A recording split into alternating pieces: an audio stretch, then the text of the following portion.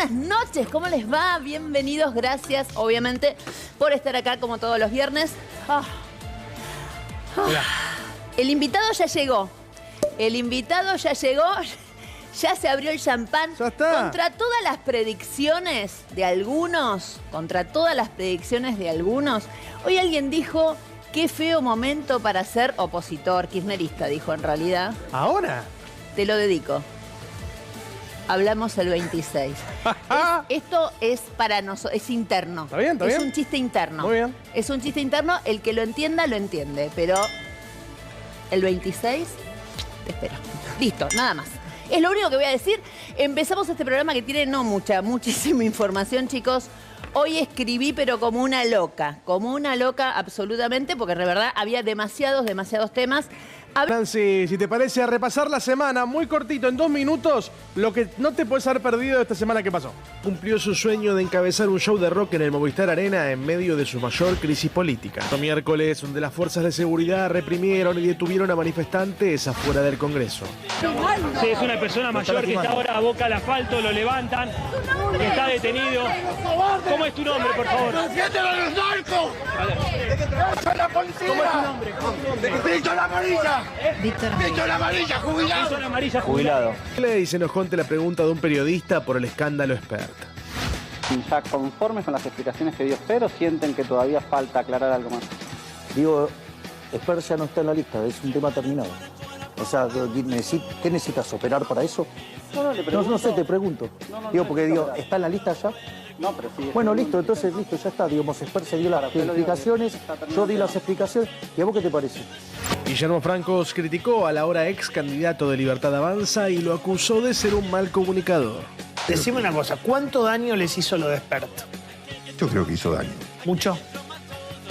Es difícil medirlo, ¿no? Yo creo que hizo daño porque, como señalaban ustedes, yo creo que él se equivocó en la manera de... Yo creo que él no encontró, no es un buen comunicador, claramente. ¿No es un buen comunicador? Un título que a mí me parece que es fundamental. Para mí el título de este editorial es Presidente Amateur. Hace una semana, y quiero recordarte que hace una semana estábamos vos y yo acá, en este mismo momento, y estábamos esperando que aconteciera algo, que Milei echara, obviamente de su lista, a José Luis Expert. Estábamos acá, entre otras cosas, sabiendo, y hicimos un programa en vivo, y yo agarré mi editorial y lo tiré más o menos a la basura, porque obviamente se sabía que unos minutos antes se había reunido con Macri, y que hasta Macri le había pedido que la dejara de bancar a Expert. Insólitamente, durante ese viernes esto no pasó. Habían jugado todas las fichas, hasta Mauricio Macri, como te dije, en persona fue a Olivos a pedírselo. Pero Expert, que estuvo esa noche en Olivos, y nosotros lo testificamos acá, lo íbamos contando minuto a minuto, salió de esa reunión más agrandado que nunca. Y nos lo hacía saber mientras estábamos acá con este tuit que escribía el señor José Luis Expert en esa noche súper agrandado. Ahí lo tienen. Hola, Edu. A ver, ¿me ayudás? Sí, porque yo hasta no me bajo nada. Te veo el lunes en tu programa Da24. Salute. Respondí a un tuit de Feynman hablando de la renuncia posible. Exactamente, porque obviamente esa noche no era solo Feynman, estábamos todos especulando con cuál era el momento en el cual se anunciaría lo que a todas luces era el momento en que tenía que salir despedido Expert. El presidente tardó, siendo condescendiente, tardó 48 horas en tomar la decisión correcta. Digo porque creo que no solo los votantes de la oposición, sino los votantes básicamente de la Libertad Avanza, también hubieran esperado que le diera una patada en el culo, ni bien se negó a explicar lo inexplicable. O sea, el viernes estábamos seguros que lo echaba, lo tendría que haber echado fácil una semana antes, y desde el viernes que le encendieron todas las alarmas, hasta el domingo a la noche aguantó. Justamente solo por haber sido a destiempo, no es solamente por esto, sino también por quedar al desnudo con esta maniobra, que si, digamos, bancando a Expert, en esa discusión absurda sobre por qué sostenerlo en esa lista, ese costo real que tenía para la elección, obviamente, del 26 de octubre en todo el país, tanto para la Libertad Avanza como para sus aliados, ¿no? Obviamente. Pero el gobierno, pero sobre todo para el presidente, que es un gran negador de la realidad, el capítulo expert se terminó directamente el domingo por la noche. Se terminó, recién lo veíamos en el resumen, ya se molesta si le preguntan. Cuando ungió ese domingo a la noche, antes de tiempo, a Santilli como su reemplazo. Milei demostró que ni su hermana lo puede desencaprichar, porque claramente Esper fue un capricho erróneo, personal, que llevó hasta el límite del precipicio. Dicen que pasaron dos cosas el domingo para que diera el brazo a torcer. La primera, le mostraron una encuesta trucha. Esto que te estoy diciendo es así, absolutamente real. Tal como les cuento. Si el entorno, cuando se ve acorralado, se complota para mentirle, porque no tienen otra forma de hacerlo entender, nosotros tenemos que estar dándonos cuenta de la gravedad de la situación. La segunda fue que le dijeron que había señales desde Washington, que también a esta altura uno dice, se las inventaron, no lo que fuera, pero digo, hubo dos cuestiones, e insisto, esto no dicho por mí, dicho por los periodistas que claramente tienen muy buena información dentro de la Casa de Gobierno. Ahora, no tienen otra forma, estoy pensando, miren la gravedad de todo lo que estamos hablando. ¿Tomamos conciencia de lo que está pasando? Estoy preguntándome en voz alta porque realmente lo que aconteció durante ese fin de semana habla y deja a las claras cuál es el mecanismo de toma de decisión en lo más alto del poder. ¿Entendemos que para que tome la decisión correcta, los de alrededor le tienen que mentir al presidente?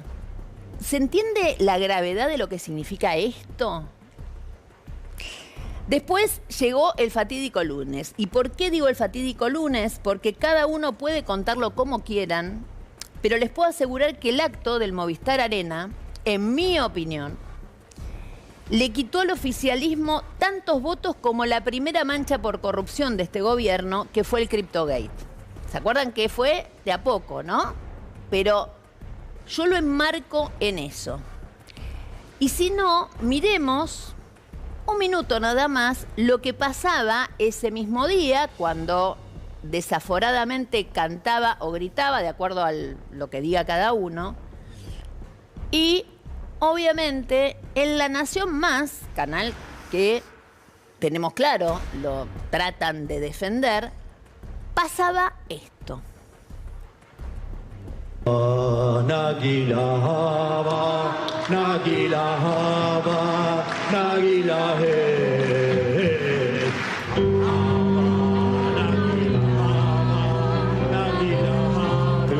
Estamos acá en el piso, está María Eugenia Talerico, Facundo Lehamkin, el doctor Cabo, todo el equipo. Creo que nunca ninguno de nosotros vio algo igual. Ahora vamos a analizar todo lo que veo y lo voy a escuchar. Hablando en términos del ejercicio de la máxima magistratura presidencial, en una campaña electoral, en lo que sea. Ahora sí vamos a hacer una que saben todos. Nunca lo hemos visto. Hoy pasó el tiempo.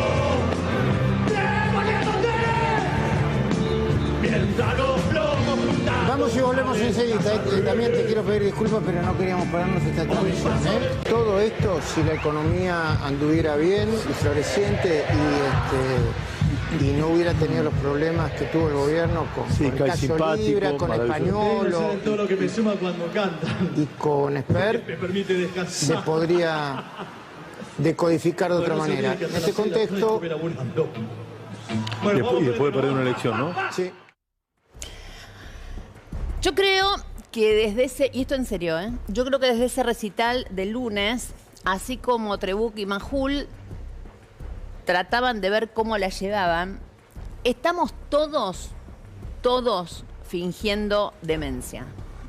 estamos todos fingiendo cierta normalidad después de que el presidente Milei estaba desnudo y no nos atrevemos a decírnoslo a nosotros mismos. Esa es la sensación que yo tengo desde el día lunes. Yo quiero contarles, ya lo conté, pero quiero contarles que yo estaba mirando ese canal porque quería verles las caras y me atacaron ataques realmente de carcajadas. Sola estaba, no en mi casa, pero sí, uno de mis hijos estaba estudiando y vino a preguntarme qué me pasaba. Claro, los ataques de carcajada tenían que ver básicamente con que todo esto que estaba sucediendo a mí me angustiaba, porque por más que tengo 38 años de profesión, todavía no tengo el cuero tan duro como para que las cosas y las informaciones y lo que acontece en el país no me atraviese, me sigue atravesando. Y yo ese día realmente creo que las carcajadas mostraban básicamente angustia. Milei está absolutamente desconectado de la realidad. Esa para mí es la más cruenta verdad. Milei está viviendo en Narnia. En Narnia. Milei está en otra galaxia. Ese es el Milei que usted y yo vimos ese lunes ahí. Y lamentablemente para mí creo que siguen viéndolo. Y su entorno y sus votantes lo van llevando como pueden, hay que decirlo también. Ahí lo vimos a los periodistas amigos de la profesión a lo largo de los años que por razones ideológicas o lo que ustedes quieran, lo tratan de apoyar, pero ellos también se dan cuenta.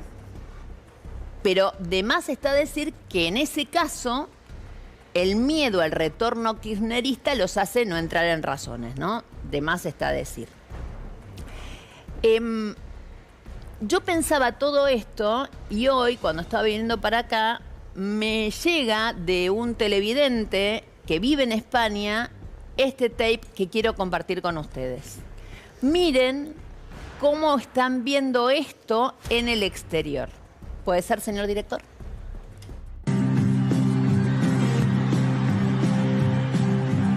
No, esto que estás viendo no es un capítulo de Black Mirror ni ha sido creado con inteligencia artificial.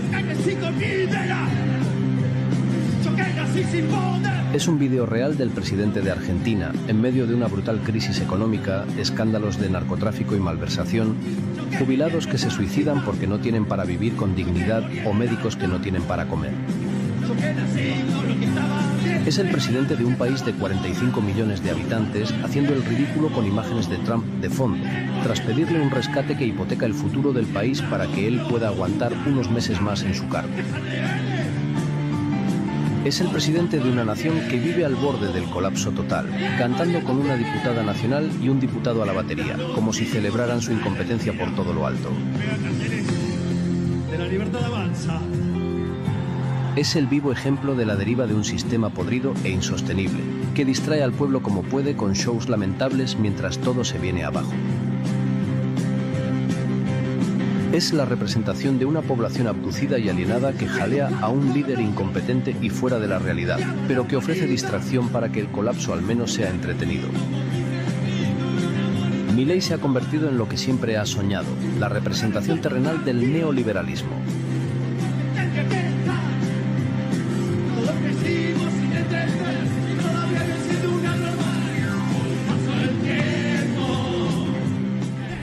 Ojalá solo demoliera hoteles, ¿no? Estaba pensando yo ya en Charlie, y pobre Charlie, le mandamos un saludo. Claro, yo les conté que me agarró un ataque de risa, me agarró un ataque de carcajadas. A veces uno la tristeza la camufla con bronca y otras veces la angustia la camufla con carcajadas. Yo creo que eso fue lo que me pasó, porque en el fondo cuando me puse a pensar por qué me reía tanto, claramente eso a mí me estaba atravesando. Ahora, ¿cuál es? Porque, a ver, si él tardó 48 horas, una semana, 10 días, si encima después se puso a cantar, en términos reales y electorales, yo no tendría por qué estar preocupada. No voy a votar a Milei ni a ninguna de sus listas, con lo cual cuanto más se equivoquen, mejor. Pero Milei es nuestro presidente durante 2 largos años más. Y ese fin de semana dejó muy en claro cuál es su sistema equívoco y erróneo y fatal de toma de decisiones que ya no solo tienen o incumben a aquellos que quieran votar a la Libertad Avanza o al oficialismo, nos incumbe absolutamente a todos. Por eso digo que la situación es altamente peligrosa, porque estamos hablando de un presidente amateur que además no sabe decidir en tiempo y forma. Y un presidente básicamente toma decisiones. Básicamente es eso un presidente, un hombre que toma decisiones todos los minutos, en todo momento. Pequeño detalle. Milei no solo, les decía, es amateur y tiene problemas serios para tomar decisiones. Igual no quiero seguir porque me van a volver a tildar de golpista, pero insisto en que es muy serio lo que está pasando. Es muy serio lo que está pasando.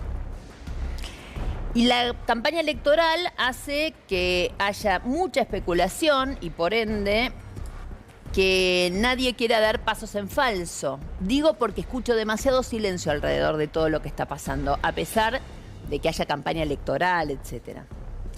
Por ende, el peronismo dice hasta ahí, porque sabe que va ganando en los distritos que le importan y porque no quiere entrar en el juego de los libertarios acusándolos justamente a ellos de golpista. Pero lo que está pasando, insisto, es grave. Es grave. Y el Círculo Rojo lo sabe. Les voy a contar 2 anécdotas de estos últimos días. Yo estoy rodeada de gente que vota a Milei.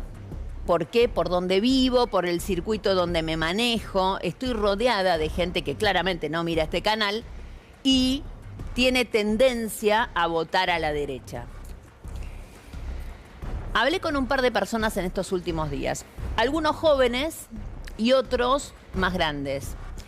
Los jóvenes insisten en que quedó clarísimo que el rey desnudo es amateur.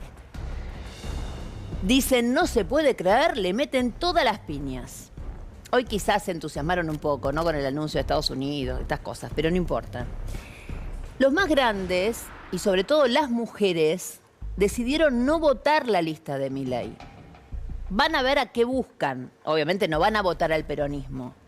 Pero decidieron no votarla porque no toleran lo que sucedió con Spert, porque el límite es el narcotráfico, señores, esto queda clarísimo, sino que tampoco toleran demasiado estas mujeres paquetas votar a Karen. Lamentablemente el machismo está en todos lados, no lo digo yo, estoy transmitiéndoles lo que he escuchado en determinados círculos.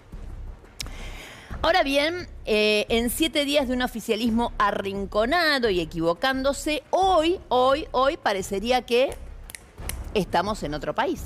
Si leemos los diarios, si vemos la reacción de los medios de comunicación, si los escuchamos a ellos. Hoy es feriado, pero si no estaríamos asistiendo a números mágicos en la especulación financiera. Los libertarios están eufóricos.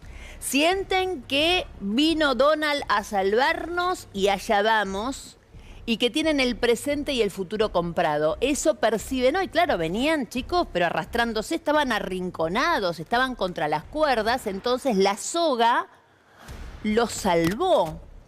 Si no, miremos el tuit del señor Diego Santilli, el que todavía está ocupando un lugar que todavía, por lo menos en términos legales, no le pertenece, pero dice lo siguiente: horrible semana para ser kirchnerista. Acuerdo histórico con Estados Unidos, baja del riesgo país, bonos y acciones para arriba. YPF y Eni logran una inversión histórica para la Argentina que va a generar 20.000 millones anuales. OpenAI anuncia inversión de 25.000 millones, una de las mayores apuestas tecnológicas y energéticas de todos los tiempos en el país. Acá yo ya empiezo, ¿no?, a hacer algunas advertencias, pero bueno, por ejemplo, este acuerdo con OpenAI, de más está decir implica, si lo leen bien, que el Estado argentino les tenga que comprar la tecnología a ellos. ¿Te queda claro? O sea, vienen a invertir después que nosotros la ponemos, pero no importa. Se inaugura planta procesadora. ¿Qué HDP? Dieguito, por favor, que la planta procesadora se anunció hace 3 años, la anunció Massa, me súper acuerdo. Con lo cual, está perfecto, ahora se inaugura, pero la inversión se anunció y se empezó hace 3 años. Termina diciendo la Argentina que avanza, les duele. Nos vemos el 26. Agrandado como pedo de uso está el hombre, él y todos los que están alrededor. No logra aún igual Santilli que lo ratifiquen como el 1 de esta lista. Hace un ratito nomás me dijeron, llegó un comunicado diciendo que ustedes saben que no le están dando, obviamente, ni el lugar en la lista, ni tampoco la reimpresión de la boleta. Con el tema de la reimpresión, el gobierno pretende llevar la discusión hasta la Corte Suprema. No sé cuándo se van a imprimir, pero bueno, vaya a saber. Las boletas, ustedes saben, ya están todas impresas. A todo esto el presidente esconde a su principal candidata en un nivel de machismo extremo. Bancate lo que elegiste, mi amor. Bancate lo que elegiste, ¿sí o no? Entre otras cosas. El presidente esconde a la principal candidata. Le muestra un candidato que todavía no es. Pide a los votantes que pongan la cruz en la cara del pelado narcotraficante. Santilli, como decíamos, actúa de todos los dejan que actúe como el principal candidato, porque obviamente lo entrevistan todos quieren la foto ahí. Ahora bien, es interesante ver a través de este cristal, porque el tuit de Santilli revela para todos nosotros el lado oscuro de la luna. O sea, es el mundo en el cual ellos están manejando. Yo les dije que Milei está en Narnia. No es el único, evidentemente. Y la Argentina hoy más que nunca tiene realmente a la gente viviendo en universos paralelos. Estamos en 2 galaxias. Venimos hablando de la grieta. Ya no nos alcanza con hablar de la grieta. Están en otro mundo. No es mi mundo, no es mi galaxia y estoy casi segura que tampoco es la de ustedes. Para los votantes del oficialismo, el rescate americano es la panacea. Ya están festejando y del otro lado, yo diría que de este lado, sin ningún empacho, genera todo tipo de dudas, de recuerdos de un pasado reciente, de angustia, porque para saber qué va a pasar el lunes próximo en las finanzas locales, ya no necesitamos preguntarnos qué va a hacer Caputo o el presidente del Banco Central. Ahora ya hay que leer en inglés los tweets de Scott Bessent, quien, hay que decirlo con todas las letras, es el nuevo virrey, señores. Yo no tengo otra manera de explicar qué significa. Todos tenemos que empezar a leer tweet de Bessent, obviamente que en inglés, y si queremos contestarle, más vale que lo traduzcamos porque si no, no creo que nos conteste. Pero es el nuevo virrey del Río de la Plata. El Banco Central y el Tesoro americano empezaron a influir en el mercado local del tipo de cambio para evitar que el peronismo gane las elecciones. A ver si entendemos lo que implica esto, porque antes lo hacían casi camuflado, ahora te lo tiran en la cara como si nada. Nunca vi, por favor les puedo asegurar, nunca vi, e insisto, 38 años de profesión, que no son poca cosa, nunca vi realmente tanta injerencia directa, pero además nunca vi algo tan taxativo y tan impúdico. No hay otra manera de explicar esto como impúdico. Es impúdico. Dicen exactamente lo que van a hacer y cuál es lo que tienen en el fondo pensado sin que les dé ningún tipo de vergüenza. Es realmente impúdico lo que está pasando y yo por eso insisto en que siento demasiado silencio alrededor. Nos están comprando barato y esto no lo digo yo, lo dijo el virrey Bessent de esta manera.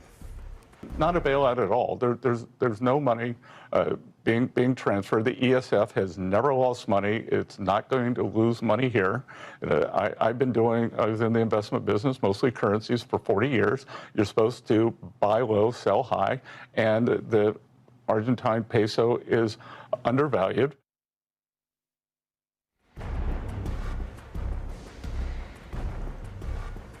No sé. Perdonen, pero no sé. O sea, no se sabe cómo seguir. Mágicamente, primero un par de tweets, después la intromisión directa del Estado de Estados Unidos en el mercado de cambio argentino, cambió el clima.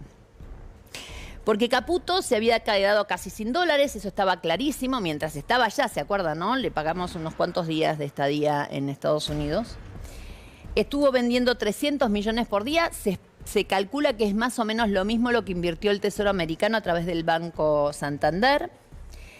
Se fumó en 10 días la plata que sacó de la cerealera, ¿se acuerdan? Que bajamos las retenciones, entre 10 empresas terminaron llevándose casi 2.000 palos. Bueno, en 10 días se la fumó entera. Ya se había fumado el crédito del Fondo Monetario, se había fumado una cosecha extraordinaria, todo se fumó todo, como venimos contando. Así como Bessent vino a vender dólares a través del Santander, mañana, ojo con esto, porque a ver, entiendan esto, Bessent intervino en el mercado de cambios y eso logró bajar el valor del dólar. Mañana cambia el gobierno o con este mismo gobierno se pelean porque no sé, porque pasó algo y pueden devaluar ellos solos. ¿Se entiende el peligro de todo esto? Un Estado extranjero comprando plata local y después haciendo que esa plata juegue, porque para ellos son 2,50, igual hay una discusión interna de aquella, ya la vamos a hablar, pero digo, en el medio de todo esto, así como hoy te ayudan, mañana te pueden hundir, si no haces lo que ellos quieren. Es gravísimo. Es realmente gravísimo. Bessent también anunció el swap, pero sin dólares cash. Atención con esto. Con los llamados derechos de giro, que es lo mismo. Esto es genial aparte. Escuchen esto porque es genial. El tema de que un país te preste sus derechos de giro, que es, digamos, un ida y vuelta con el Fondo Monetario que tiene cada país, es un invento de Massa, así que hay que ir a facturarle a Massa también esto que están haciendo. Les explico por qué. Porque Massa en su momento hizo exactamente lo mismo con Qatar, ¿se acuerdan? Que le pidió los derechos de giro a Qatar, ese préstamo de Qatar a través de los derechos de giro. Y es más, de hecho, Georgieva, cuando felicitó por esto que había logrado Milei con Trump, etcétera, etcétera, fue la que recordó en esta semana justamente esto que en su momento ella dijo, ya lo hicieron con Qatar, es muy bueno, etcétera, etcétera. ¿Qué puede significar? ¿Qué puede significar los derechos de giro? La tranquilidad de que eventualmente, si Argentina no juntara los dólares, porque esto es lo que quiero explicar, o sea, ¿qué derecho de giro para qué? ¿Qué significa ese swap y qué sé yo? Es una tranquilidad, pero para esto, atención.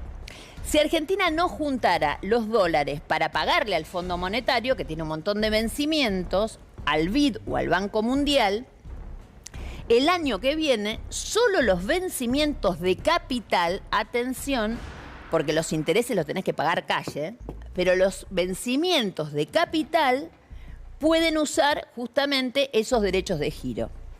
En ese caso, por eso es cierta tranquilidad para la deuda. En el caso de devolución de capital, no de intereses, los intereses no se pueden pagar. Le quiero avisar a Caputo por si no se dio cuenta. Bueno, lo debe saber.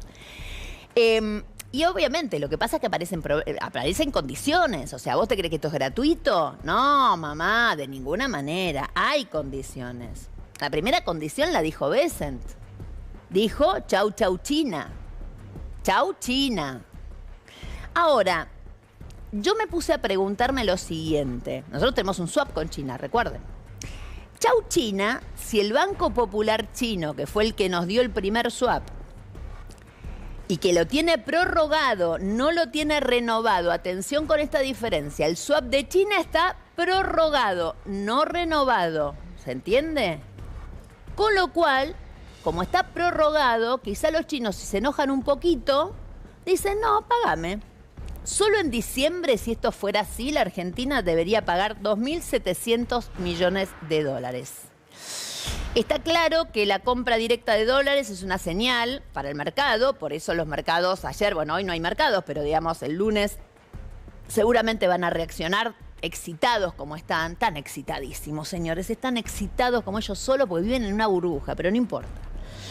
Pero lo que cuenta para la economía real es la condición tanto del gobierno americano como del Fondo Monetario Internacional. ¿Qué es lo que pide el Tesoro americano? Quiere liberar las bandas. Quiere que establezca la libre flotación. Lo van a aguantar 20 días hasta las elecciones, pero después, ¿qué se viene? El dato más fuerte, Bessent, además, reconoce en el medio de todo esto que, lo dijo en una entrevista, vienen por las tierras raras y el uranio, que son parte de la negociación del swap. O sea, el propio Bessent, que además tiene un quilombo interno de la concha de la lor, tiene que explicarle a los propios por qué está haciendo esto, que es una apuesta estratégica, etcétera, y obviamente les vende, le dice, pero miren que me entregaron el rosquete, me entregaron las tierras raras, el uranio, se va a China, o sea, estoy comprando barato, dijo Bessent. Chicos, ¿qué más podemos decir? Estoy comprando barato, dijo. Y no mintió. La verdad, ¿qué está pidiendo Estados Unidos? Libre explotación, la base del Comando Sur, obviamente instalada en Tierra del Fuego, y la exclusividad de las empresas norteamericanas para la explotación de uranio y tierras raras. Seguramente lo van a esconder esto, no lo van a poner así en letra de molde grande para que todos salgamos, ¡ay! ¿Qué pasó acá? Pero obviamente que está implícito y ellos lo van diciendo. Hoy me dijo alguien del equipo económico del gobierno anterior que esto, escuchen, la frase es buenísima. Dice, estos tipos se fumaron el gasoducto, el blanqueo, la guita del FMI, 2 cosechas, la del año pasado y la de esta. Nosotros, me decían, obviamente estoy hablando con alguien del equipo económico del gobierno anterior, del equipo de Massa. Nosotros no tuvimos ni gasoducto, ni blanqueo y encima tuvimos sequía. Todo esto se fumó el mejor ministro de Economía de la historia, de acuerdo a lo que dice todo el tiempo, obviamente, el presidente Milei. Ahora, darle la exclusividad a Estados Unidos en tierras raras y uranio es claramente un error estratégico geopolítico, porque tanto uno como el otro pueden ser los dos vectores de crecimiento para los próximos 20 años. O sea, lo que hoy parece inexistente realmente es la salvación a futuro, así como en su momento Cristina pensó, hay que quedarse con YPF y ahí está Vaca Muerta. ¿Se entiende? Cuando uno tiene un pensamiento estratégico y sabe que lo que vienen a buscar es lo suficientemente importante para pasado mañana. Esta gente no tiene idea, o sí la tiene, pero les chupa un reverendo huevo. Esto es lo que pasa. No les son de terror. Son de terror. Pero además pasan cosas insólitas que creo que tenemos que empezar a decir o reiterar, porque en el quilombo informativo todo pasa, todo pasa. Milei decía en la campaña que emitir era un delito, ¿se acuerdan? Delito, dijo. Emitir es un delito. En términos reales, la base monetaria de la Argentina creció desde que Milei es presidente un 25%. Y que venga Caputo a desmentírmelo. No tiene cara, no me puede mirar a los ojos. 25% creció la base monetaria, lo saben los principales economistas de la Argentina.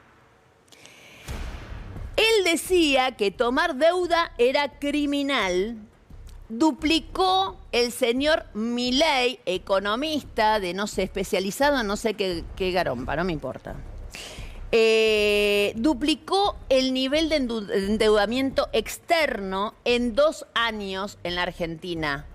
Empecemos a hacer caer las caretas, empecemos a hablar de lo que ellos venden de una manera absolutamente inflada y disfrazada. El señor Milei, que no quería endeudamiento, duplicó el endeudamiento externo de la Argentina y cuadriplicó también el nivel de endeudamiento interno. Todo esto en 2 años. Duplicó para afuera, cuatriplicó para adentro. La tercera cosa más grave aún de todo esto es que no nos fuimos dando cuenta, porque como le infló y después bajó la inflación, pero tengamos en cuenta que vamos a ir para la tercera devaluación en este periodo de gobierno. La primera fue un saque, 125%, eso se trasladó en un 20% más de inflación. Acuérdense, la inflación. La segunda fue del 40% cuando acordaron con el Fondo Monetario, la banda. El dólar estaba a 1.000, está a 1.400. 40% hay en esto, ¿sí o no? ¿O yo hago mal las cuentas? Perfecto. Y ahora se viene la tercera, señores. O sea, después de la elección, ¿vos te crees que el dólar va a seguir valiendo lo que vale? Insisto, parte de la negociación se lo venía pidiendo el Fondo Monetario, ahora tienen el apoyo del Tesoro americano, les van a dar un poquito de dólares para que no se debandeen ahora, pero después le dijeron libre flotación. La libre flotación significa, obviamente, otra devaluación. Es cierto, además, que bajaron la inflación, pero duplicaron la inflación en dólares. La mejor metáfora de cómo bajó la inflación, Milei, es una, como les dije que hoy estuve hablando con parte del equipo económico de Massa. Me dijeron que Massa en charlas privadas, Massa no sé por qué no habla, tiene que hablar Massa, pero bueno, no sé por qué no habla. Pero da charlas privadas. Él dice, y escuchen esto que es genial, me gustaría robársela. Bajar la inflación así, estoy leyendo textual, bajar la inflación así es como cortarle a un chabón las 2 piernas para decir que la poronga le llega al piso. ¿Entendés lo que te estoy contando? Es buenísimo. Sí, la poronga le llega al piso. Pero lo dejaste paralítico. Esta es la mejor conclusión de lo que nos está pasando. Es decir, no tenemos inflación o mucha menos inflación. Sí, tenemos larga. Llega al piso. Nos quedamos sin piernas. ¿Te queda claro? Esto va a terminar siendo un meme, ¿no? Clip absoluto. Sí, perfecto. Bueno, no son mis palabras, se las robé al señor Sergio Tomás. Claro, ellos hablan de todo esto, de las inversiones, de cuestiones. ¿Yo sabés cómo te voy a ejemplificar lo que pasó esta semana y en qué momento de la economía real estamos? En esta foto o video, no sé qué tenemos. A ver, señor director, miren esto. La última camioneta hecha por Nissan en la Argentina. La última camioneta hecha por Nissan en la Argentina. Se fue Nissan. Como les dije al principio, estamos viviendo en 2 mundos paralelos, en 2 universos paralelos, y se empieza a notar en la calle. Porque ellos se deberían dar cuenta. Miren, vimos scratches a Milei en cuánto lugar baja. Pero claro, uno tiene la percepción, yo también, de que cuando baja un lugar, los militantes de ese lugar, contrarios de la oposición o lo que fuera, están atentos. ¿Está claro?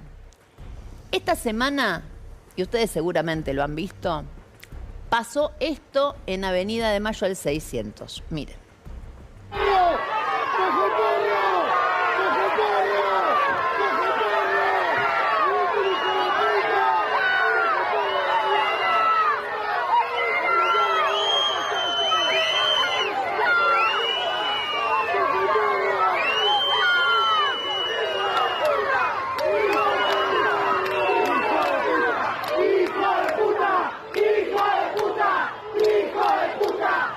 yo no me compro, digamos, o trato de no comprarme operaciones, no me importa de dónde vengan, fui hasta el final con estas imágenes.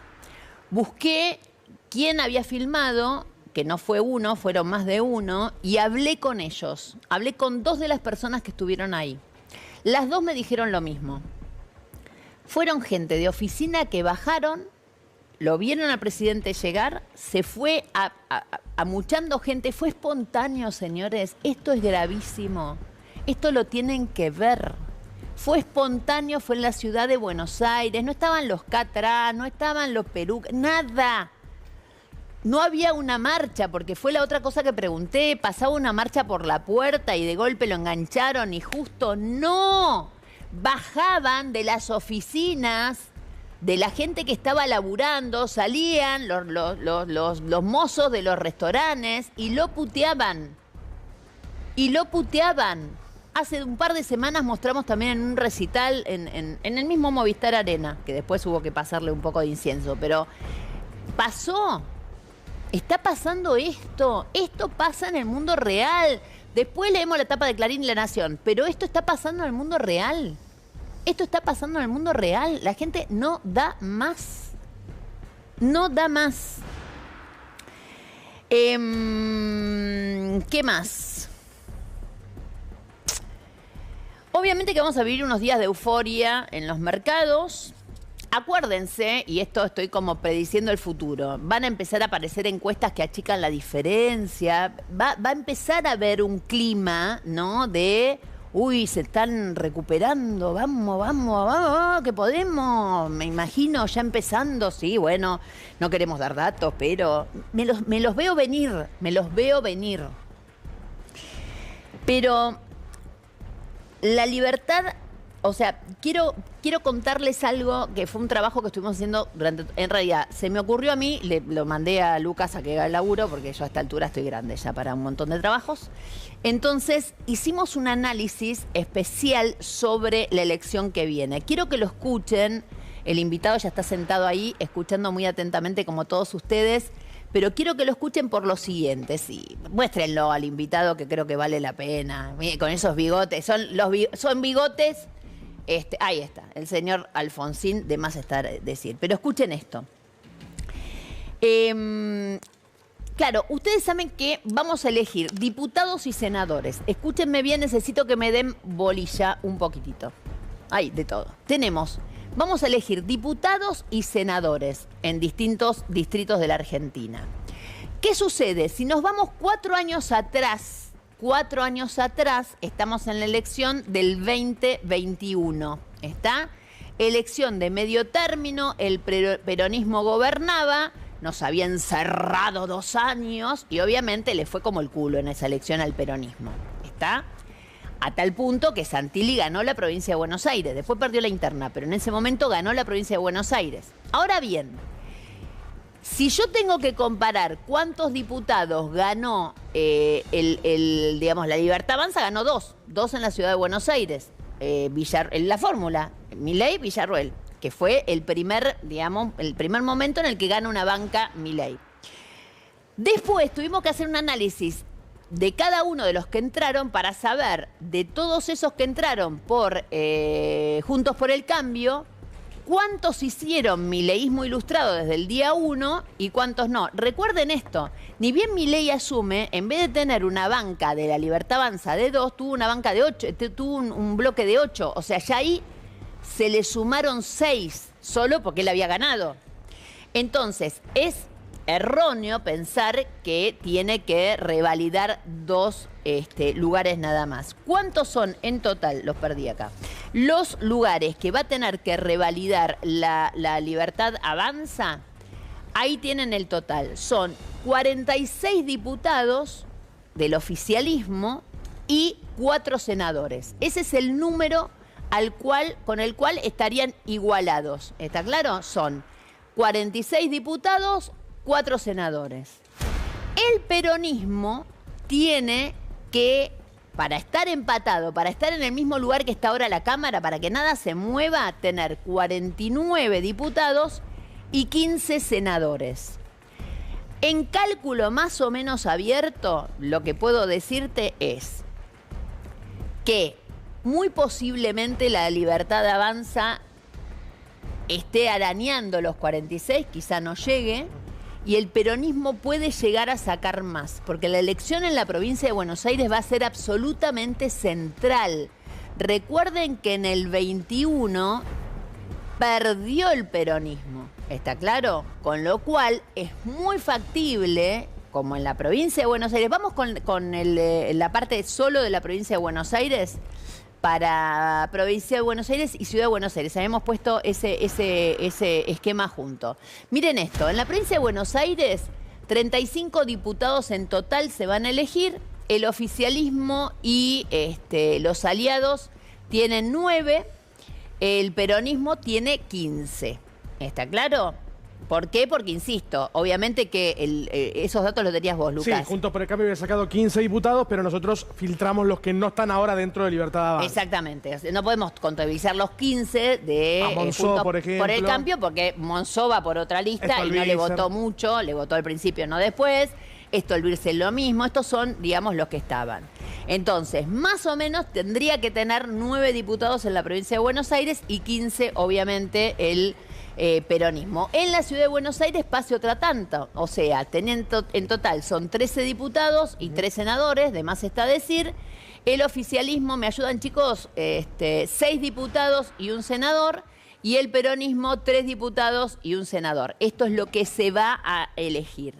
Ahí estamos viendo, les cuento, acá está, ahora voy a los papelitos de sí. Ahora llegó Minguito. Llegaron las cuentas de Minguito, que las tengo obviamente acá. Acá la tengo exactamente al revés. Acá está. Escuchen esto. Tengo encuestas bastante creíbles. En Capital, Patricia está a 35 puntos más o menos en este momento. Pero el diputado, que ni me acuerdo cómo se llama ese tipo? Fargosi, ese.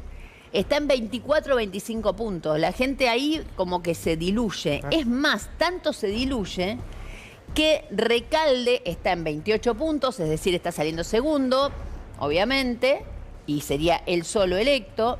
Pero el que está muy bien es Itay Hatman en diputados, que está en 22, 23 puntos. Ahí puede llegar a haber un batacazo, digamos, respecto a esto. Hoy están así. En Buenos Aires, Tayana está en 44 puntos. Karen, porque por ahora tenemos que poner la cara. Es Karen, sí. Está en 29, señores. 44 a 29 al día de hoy. ¿Queda claro? Así está. Ahora bien, tengan en cuenta lo siguiente. Hay que ver qué pasa con los que no van a votar, los que no van a votar, porque eso también puede achicar muchísimo todo tipo de márgenes. Esa es la otra cosa que obviamente hay que tener en cuenta. A ver, en el medio de todo esto tenemos además otras 3 provincias súper importantes, que son Córdoba, Santa Fe y Mendoza. ¿Qué tenemos de la ecuación de todo esto, bien, Lucas? En Córdoba se votan 9 diputados, se eligen 9 diputados, el oficialismo y sus aliados, o sea, Libertad Avanza y el PRO, tienen que revalidar 4 bancas y el peronismo tiene que revalidar solo una banca en ese caso. Es decir, que está bastante más accesible para el peronismo que para el oficialismo nacional. Che, yo quiero que valoricen mucho lo que estamos haciendo, porque, insisto, no van a ver estos números en otro lado.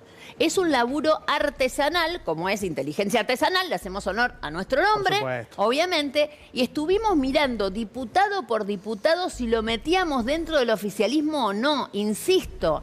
Muchos de los que entraron por Juntos por el Cambio hoy son oposición. Esa oposición negociadora, pero oposición. Claro. Y más en estos últimos tiempos. Entonces, esos diputados yo no se los puedo achacar a ellos. Acuérdense que cuando Milei brindó, como yo ahora brindó, eran 87. De los 87 le quedaron estos 46 que estamos diciendo. ¿Está claro? Entonces, ¿cuál es el problema mayor que tiene el oficialismo? Y que tiene además, porque está en un pedo líquido. Besen, ustedes saben muy bien que atrás de lo que hizo Estados Unidos, o Besen específicamente, están los fondos buitre que tienen que salvar su negocio porque se apostaron todo a Milei y no se dieron cuenta que era un blef. Entonces ahora, para salvar ese blef, viene, obviamente, besen y dicen, no, paren, que hasta acá, hasta que se la fuguen barata en estos 20 días, lo que va a pasar es toda la que pongan, los fondos buitres se van a llevar afuera, porque tienen que salir de este quilombo, y después nos dejan el quilombo a todos nosotros.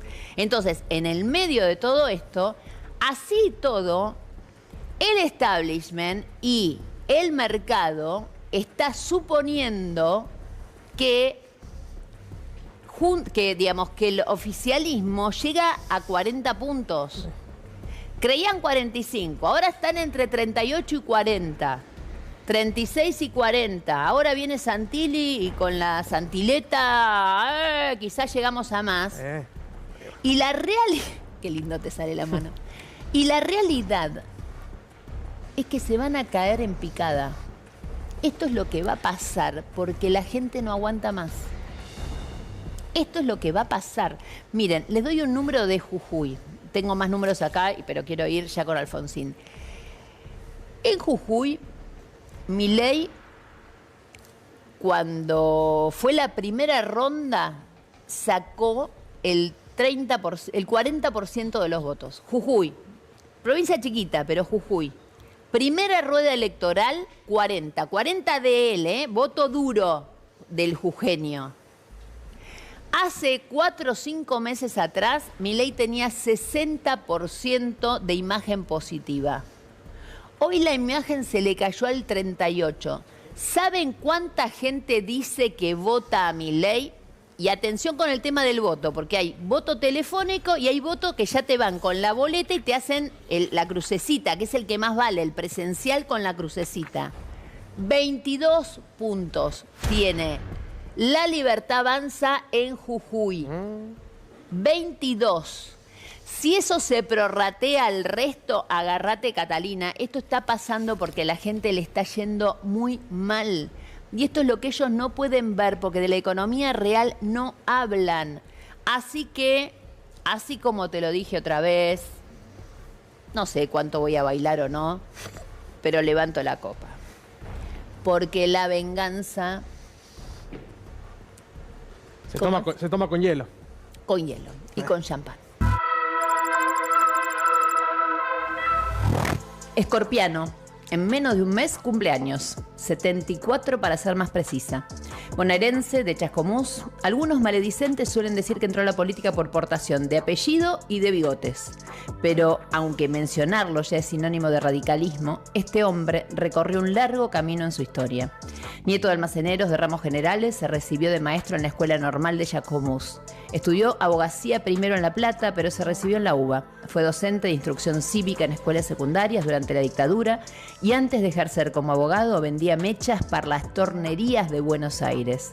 Casado con Cecilia, con quien tuvo 5 hijos, Lucía, Martín, Marcos, Ricardo y Amparo. Una historia que tiene uno de los momentos más difíciles e indescriptibles que toda persona puede sufrir: la muerte de 2 de sus hijos. El primero fue Martín, que nació en junio de 1986 y falleció un mes después. La segunda, Amparo, que murió en 2004, cuando tenía 15 años en un accidente ocurrido en su colegio. Pero resistió. Su partido, la Unión Cívica Radical, no se le hizo fácil, pero salió adelante. Así fue como aceptó ser candidato a gobernador de la provincia de Buenos Aires junto a Luis Brandoni. A la cabeza de la lista, postulándose a presidente de la Nación, iba nada menos que Roberto Labaña. En diciembre de 2011, él mismo anunció su candidatura a presidente de la Nación en fórmula con Javier González Fraga. En la provincia de Buenos Aires, su candidato fue Francisco de Narváez, que protagonizó una elección histórica. Pero aquella vez arrasó en las urnas Cristina Kirchner. Y él comenzó a dar un giro. Un viraje que, sin llevarlo a perder sus convicciones, lo llevó a representar al país como embajador en España y Andorra durante el gobierno de Alberto Fernández. Con todas sus transformaciones, pesares e ideología, hoy puedo decir que estamos frente a uno de los herederos de esa política que se hace en la ruta de pueblo a pueblo, con mate en mano y sin tantos fuegos artificiales. Hoy, con nosotros, Ricardo Luis Alfonsín. Muchísimas gracias por estar. Y por aguantar, porque me aguantaste hablando un montón, tenía un montón para decir. Interesantísimo, muchas gracias por la invitación. Bueno, te agradezco mucho estar acá. Voy a empezar con un golpe bajo. Sí. Y es inexorable, viste que es así. Acá, bueno, primero brindemos, porque la verdad, gracias por estar. Creo que es tu primera vez acá, ¿o no? ¿O viniste alguna vez? Primera vez. Vine cuando mi padre estaba accidentado. Sí. Después tenés vine razón. 1 o 2 veces más. La última vez que vine, compartimos... En el sillón, no es que vino a este programa, porque el programa este es nuevo, pero sí al sillón. El sillón tiene... Cuando el siguiente invitado era Luis Petri. No te puedo creer. Compartiste culo con Petri, qué terrible lo que te pasó. Después, justo aparte, bueno. Después que yo. Después que... él vino después. Viene bien. Bueno, antes que ustedes El mismo dos... día. Y el mismo día, claro, porque era un programa más largo y yo hacía 2 entrevistas. Escucha esto. Año 1996. Ahí donde vos estabas sentado, mirá quién se sentó. ¿Podemos, señor director? Sí, a ver. Dale. Miro allá. Allá, mira. Allá. ¿Podemos, sí o no? Sí, vamos. Vamos. Para que viene con carreta. Viene con, como es del 96. El aberrante proceso de reorganización nacional queda sepultado bajo la avalancha de votos por los 2 partidos mayoritarios y populares. El radicalismo gana con el 52% de los sufragios y los justicialistas alcanzan el 40%. Agradezco el esfuerzo porque ha sido la participación de la ciudadanía argentina en su conjunto lo que ha garantizado que este proceso de democratización de los argentinos culminara con éxito. Qué momento, ¿no? Sí, realmente, desde luego era. Y yo creo que es así, ¿verdad? Es una fecha que no es nuestra, no es del radicalismo, es una fecha de los argentinos. Es por eso que nosotros la festejamos con la certeza de que no es un acto sectario. ¿Cuándo se dio cuenta? ¿En qué momento? Me imagino que habrá sido previo al día exactamente. No, sí. Veía a la gente, veía un gran afecto de la gente, veía que se acercaba gente de distintos partidos políticos, que estaba dispuesta a votar, que confiaba en mí como el responsable máximo, no total, desde luego, de un proceso de democratización. ¿Desde el momento que empezó a hacer política creyó o quiso ser presidente? Mire, no, me han preguntado varias veces eso, yo no recuerdo, tal vez los sueños casi juveniles. ¿Nunca le dijo a su padre cuando era chico, quiero ser presidente? No le dije. ¿La materia económica fue la gran deuda de su gobierno? Y yo pienso que sí, no resolvimos el tema. Mire, muy sencillo, si a Menem le hubiera tocado gobernar en los años 80, hubiera tenido inflación. O sea, si usted hubiera sido presidente en los 90, no hubiera tenido inflación. No hubiera tenido, y si Menem hubiera sido presidente en los 80, hubiera tenido inflación. A no ser que hubiera tenido tal vez un poco menos, porque yo me resistí mucho a las recetas del Fondo Monetario Internacional, que se cobró su deuda. Ajá. ¿Le pasaron facturas?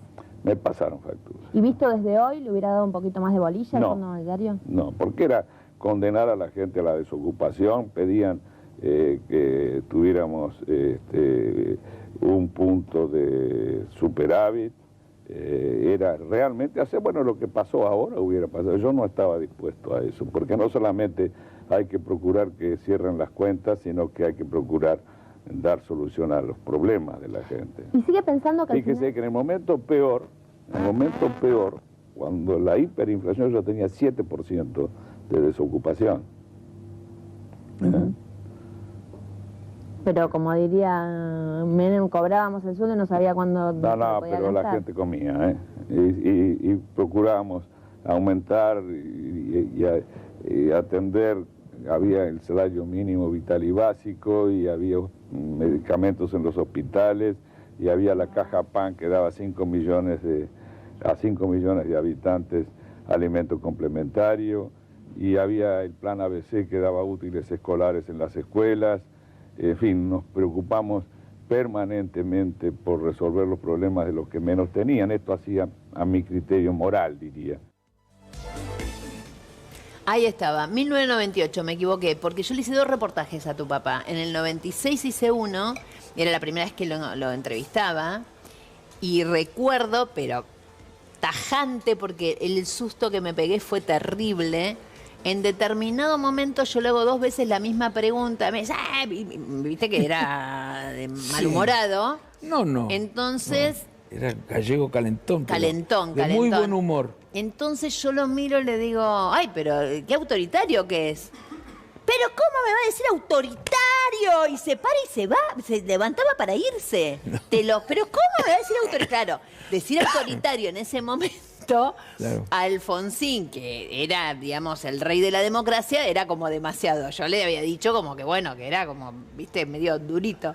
Pero fue muy gracioso, se quedó, obviamente, fue un reportaje delicioso. Qué bien. Estoy pensando algo que es la siguiente. ¿Vos creés que hoy tu viejo estaría donde estás vos parado? Sí, sinceramente creo que sí. Mira, vos sabés que a mí me preguntaban desde que yo voté, no voté en realidad porque no era convencional, pero como era diputado podía pedir hablar en la convención en la que se hace el acuerdo con el PRO. Y a mí desde entonces me preguntaban, que yo me opuse y expliqué por qué me oponía. La famosa de Gualeguaychú. Claro. Cuando el radicalismo, digamos, se convierte en algo casi antialfonsinista, para decirlo de alguna manera. Bueno, se corrió a la derecha. Se corrió a la derecha, ahí está. Bueno, y entonces me preguntaban a mí qué hubiera hecho Alfonsín si hubiera tenido una posición como la que tuve yo, o si yo creía que mi padre hubiera tenido la misma posición. Sí. Y yo no quería contestar, yo decía no voy a contestar porque mi padre está muerto y no queda bien que uno conteste por otra persona cuando no está, porque tal vez acierte, pero no sé si los fundamentos serían los mismos. Pero después empezó todo el mundo a decir, a todos les hacían la pregunta, los protagonistas de aquel tiempo decían, sí, Alfonsín, sí. Bueno, la verdad que no era necesario preguntarle a nadie porque existían testimonios que respondían a esa pregunta. Hay una entrevista que le hace, pero varias, no es la única, la que más se recuerda es la que le hace Mauro Viale, cuando le pregunta a Alfonsín cuáles serían los aliados de la Unión Cívica Radical. Había ocurrido el 2001 y nosotros teníamos que pensar en hacer alianzas porque habíamos sufrido mucho después de aquella crisis. Entonces, Alfonsín le dice, bueno, ¿cuál era el límite? ¿No? Le pregunta a Mauro, le dice, el límite es, y no da el nombre, él. Lo que pasa es que no se acordaba, seguramente no se acordaba el nombre del partido de Macri, porque nacía un partido cada mes. Entonces le pregunté, ¿cuál es el límite? Bueno, el límite es la derecha, le dice papá. Y Mauro le pregunta, bueno, ¿pero qué derecha? Y él dice así casi, bueno, Macri, por ejemplo, dice, nosotros no podemos traicionar nuestras convicciones. Mirá, él no personalizaba nunca. No, pero mira. ¿Lo tenés? Mira. A ver, mira. Nosotros para esa concertación que queremos hacer, tenemos límites, el oficialismo, por un lado, y otro es la derecha, por otro lado. ¿Qué derecha? La derecha es Macri, por ejemplo. No podemos traicionar nuestros principios. Ahí está. Bueno. No estabas mintiendo, está el tape. Pero hay varios en los que dijo lo mismo y más categórico fue todavía. Bueno, pero en el partido empezaron a decir eso. A decir, yo cuando empezaron no tenían los mismos limitaciones que yo, digamos, cuando no se imponían los mismos límites que yo, empecé a contestar también. Y si ahora me preguntan si yo creo que mi padre hubiera hecho lo mismo que yo hice después del 2023, cuando en el partido se planteaba la posibilidad de arreglar con La Libertad Avanza, cuando el partido había llevado a Espert como candidato en Juntos por el Cambio, ¿no? Como candidato a senador nacional, yo digo que sí, mi padre hubiera hecho lo mismo. Yo renuncié a la Unión Cívica Radical y me costó 10 años renunciar. No era fácil renunciar, pero tenía que actuar según lo que mi convicción decía que tenía que hacer. Ahora, tengo una pregunta. ¿Existe la Unión Cívica Radical hoy? Bueno, no, yo creo que, a ver, ¿qué es un partido político? Antes que nada es un conjunto de ideas, de principios, de valores que se traducen en programas de gobierno y que determinan su representación social. Hoy, ¿cuál es el radicalismo? Es el de Mendoza, que se alió con La Libertad Avanza. Es el de Valdés. ¿El de Valdés? No, el de Mendoza, el de Cornejo. Por eso digo, o el de Valdés. El de Valdés en Corrientes no pudo porque Milei no quiso. Es el del Chaco, que se arregló con la Libertad Avanza. Es el de Entre Ríos, que arregló con la Libertad Avanza. Es el de Córdoba, que quería arreglar con la Libertad Avanza, pero se negó. Es el de la provincia de Buenos Aires, que pasó lo mismo. Es el que está en Provincias Unidas, o es el que está en la CC, en la provincia de Buenos Aires, o es el que está en Potencia, o es el que está en Nuevos Aires. Porque hoy, Juntos para el Cambio, está dividido en cuatro fuerzas en la provincia de Buenos Aires. Pero son todas, y creo que en el 2027 se van a reunir, porque me parece que en el partido no se ha dado la discusión que debe darse acerca de si lo que decidió en el 2015 correrse hacia posiciones ideológicas a las que representaba la Unión Cívica Radical debe o no ser corregido, y sigue ocupando ese mismo lugar. Ahora, la pregunta en todo esto es, Ricardo, ¿qué pasó en el medio? Porque digo, yo hay un momento, todo el mundo recuerda digamos, los años de presidente de Raúl. Yo la verdad valorizo muchísimo lo que Raúl Alfonsín junto con Duhalde hicieron en la crisis terminal 2001. Yo creo que en algún momento va a tener que realmente revalorizarse ese gesto heroico de realmente bancar en una situación dificilísima. Se habló mucho de un montón de cosas, pero no se habló de los principios y valores que tuvieron justamente ellos en ese momento para ponerse codo a codo. Duhalde gobernando y Alfonsín bancando, señores. Claro. Fue realmente impresionante.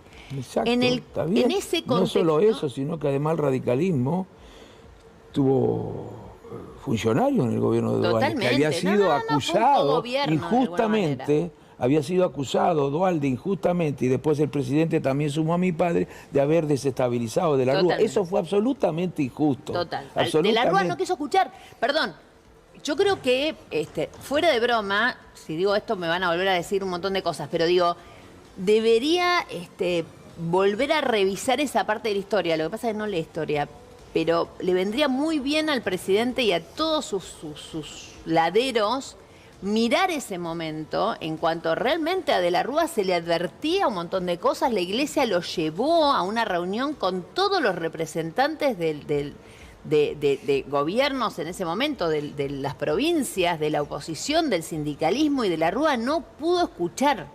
No pudo escuchar. Después de todo esto pasó, obviamente, lo que pasó. Pero volviendo justamente a esto, después vino otro momento, porque vos terminaste siendo del gobierno peronista embajador en España, pero previo a eso, yo creo que el gran error histórico de Néstor Kirchner fue dividir el radicalismo. Coincido con vos, y se lo dije además. El gran error histórico, ¿por qué? Porque insólitamente, si la contracara del peronismo y del kirchnerismo hubiera sido un partido institucional, como obviamente fue el radicalismo, otro hubiera sido la historia. Eso yo creo que fue un error, digamos, estratégico de Kirchner, que se envalentonó en sumar, porque además te digo una sola cosa, yo creo que hoy el radicalismo alfonsinista y el peronismo para el 27 deberían estar juntos. Bueno, además yo creo que, lo he dicho varias veces, lo que pasa es que mientras los principales actores políticos se relacionen de la manera en la que se han venido relacionando, va a ser muy difícil, pero desde mi punto de vista, si nosotros queremos salir del estancamiento o del subdesarrollo, necesitamos ponernos de acuerdo entre por lo menos las fuerzas que tienen la posibilidad de gobernar respecto de cuestiones centrales, pero además hay que ponerse de acuerdo con sectores de la economía, en particular con las pymes y con los sectores del trabajo. Si no, va a ser muy difícil resolver, sobre todo la situación que nos va a dejar este gobierno, que es desastrosa y va a ser todavía más grave si no introduce cambios pronto el presidente de la República. Vos para mí hoy representás lo que sería históricamente la lista 3 radical, que no existe en la provincia de Buenos Aires, señores. Se perdieron. Gracias. Se perdieron la histórica posibilidad de tener la lista 3, por lo menos para la gente grande que sabe de qué se trata. ¿Quién te vota en dónde? Bueno, me votan. Mira, en primer lugar nosotros yo soy candidato en primer lugar por Proyecto Sur, que es el partido que creado por Pino, ¿te acordás? Pino Solana, me recuerdo. O sea, que hay peronistas de Pino que nos acompañan. La segunda candidata es Marina Cassese, que trabajó en los equipos económicos de La Baña. Está el socialismo también con nosotros, la mitad del socialismo está con nosotros, aunque algunos no lo digan. Por supuesto está Forja, que es otro producto de la diáspora radical. Hay muchísimos radicales. Los radicales que huyan, obviamente, de los libertarios, pero acá no tienen. solo sus dirigentes, el electorado. Porque no estoy solo hablando del boina blanca del pueblo. Claro, pero no solo perdió dirigente, el partido perdió electorado. Y yo no responsabilizo de esto, de esta situación, a los dirigentes de los distritos, que no tenían ningún margen de maniobra para poder cambiar el rumbo de lo que venía haciendo el partido. Responsabilizo a las principales conducciones de haber llevado al partido a esta situación y con una actitud bastante arrogante, impropia de quien tiene que actuar frente. Y ustedes dieron posibilidad, porque el partido, a ver, la UCR bonaerense le dio posibilidad a Manes, que salió corriendo por Garrocha hacia la ciudad de Buenos Aires. Yo no sé, pero a ver, yo te voy a decir una cosa. Vamos a ver. El partido en 2015 hace un acuerdo, por el cual, no fue ese el primer error. El primer error es romper el Frente Amplio UNEN.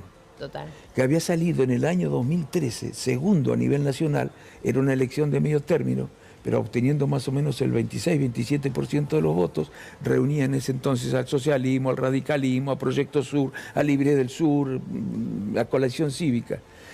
El resultado de esas elecciones de medio término, si es considerada una encuesta gigantesca, nos permitía presumir que en el 2015 podíamos reemplazar al oficialismo de entonces desde concepciones progresistas, no por derecha. Pero lo destruyeron. Totalmente. Ese fue el primer error. Escúchame, hagamos una cosa. Me tengo que ir a una tanda, viste, tenemos publicidad también de partidos políticos, quizás está la tuya ahí. No creo que esté. No está, bueno, no importa. Ahora lo vemos. No importa. Pero a ustedes les quiero decir, cuando regresamos de la tanda tenemos 3 informaciones exclusivísimas y una perla, pero que te va a hacer meme toda la semana. La perla que te estoy guardando tiene que ver, la tiene Lucas, y tiene que ver con la por ahora primer candidata de la Libertad Avanza. Karina. Dijeron un montón de cosas, Karen. Bueno. Menos... No cometamos el error del candidato.